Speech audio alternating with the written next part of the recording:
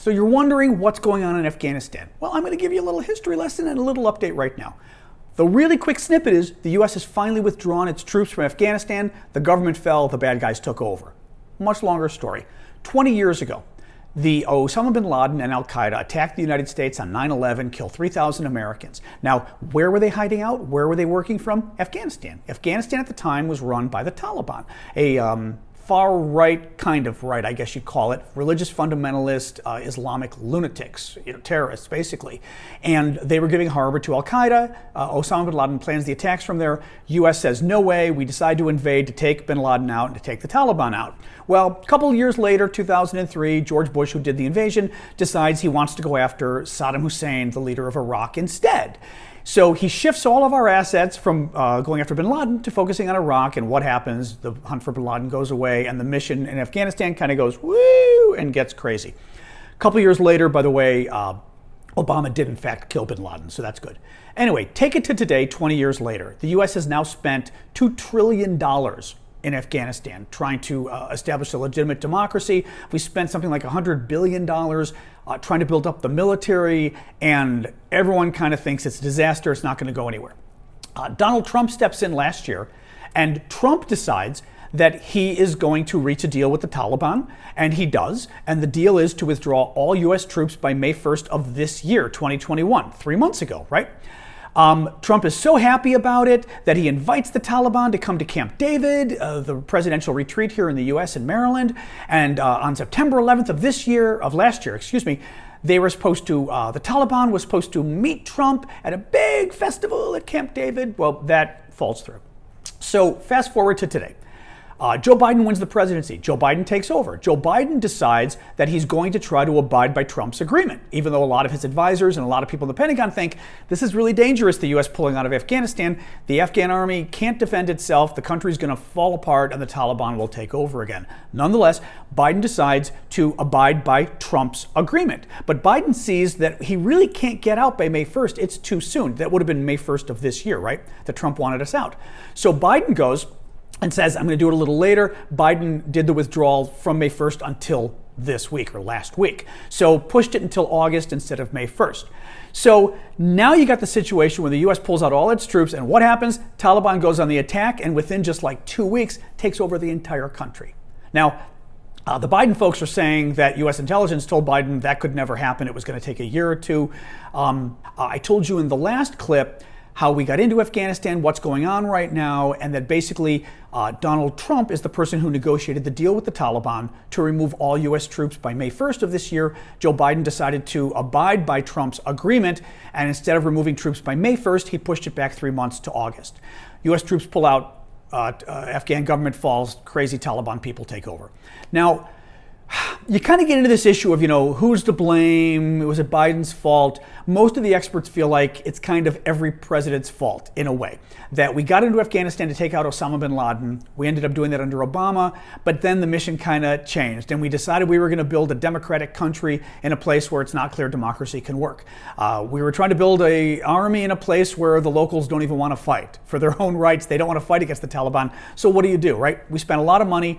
Finally, Joe Biden comes in and Biden feels, ironically, agrees with Trump on this, that it's useless. We've tried for 20 years. We're never going to win. We're never going to turn Afghanistan into a democracy, and they're never going to defend themselves. Let's just pull out, cut our losses. We've lost this war. So Biden agrees with Trump on that, pulls out.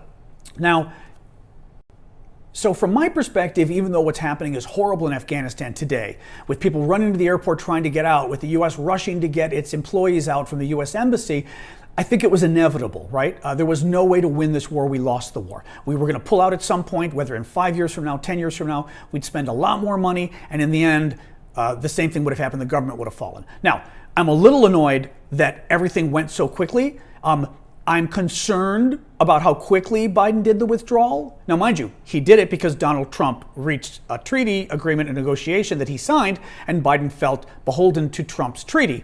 Having said that, I still feel like he should have told Trump to go to hell and not done the treaty. But In any case, the bigger thing that bothers me is there were a lot of Afghan translators and interpreters who helped U.S. forces over the last 20 years. We had promised them that if they helped us, if they worked for us, we would get them out and bring them back to the States and they could immigrate to the United States. Well, what happened? A lot of them did come here. I've actually met several here in D.C. My Uber drivers have been young Afghans, but 10,000 of them were still in the process of applying for visas. They were stuck in the process, and the process was a 4-year process. These 10,000 had 4 more years to get their visas. What happens? The U.S. leaves, no more visas, no more anything. They can't get out of the country now. We've screwed these 10,000 interpreters. That really bothers me. And this is not a new story. People have been talking about this for months, for years actually, but certainly for months. And as somebody who likes Biden, I will still say I fault Biden for this. He was warned. He didn't make a contingency to get these people out of there, and we screwed these people who helped us in Afghanistan. Let's fast forward to today. Now, I'm sure some of the trolls in the comments are going to say, this is Joe Biden's fault. It's not Donald Trump's fault.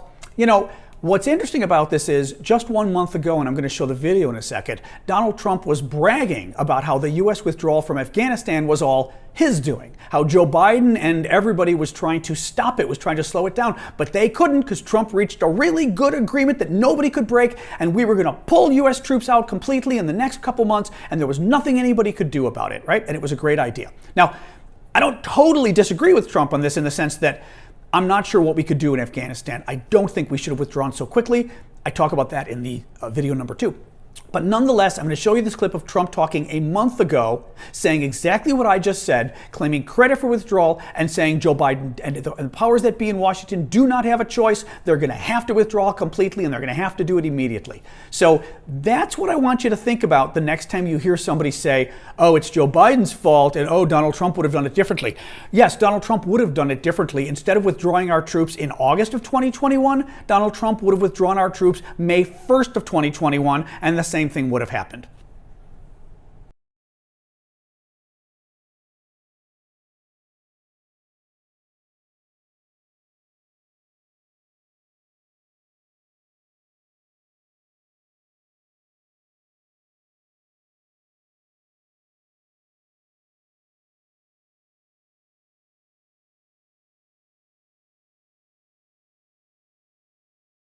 So there you have it. That's why we got into Afghanistan. That's why we withdrew. It was a deal Donald Trump made that Joe Biden decided to keep. I'm not completely thrilled that Joe Biden decided to keep it, but I also agree that it's just not clear what we could have done differently. Afghanistan would have fallen anyway. It's very sad. But as I said in the earlier video, the U.S. did still screw over the interpreters and the translators, the Afghans who helped us, who we promised to get out of the country and let immigrate to the U.S. And we've got 10,000 that we still didn't help. That's wrong. And that sucks.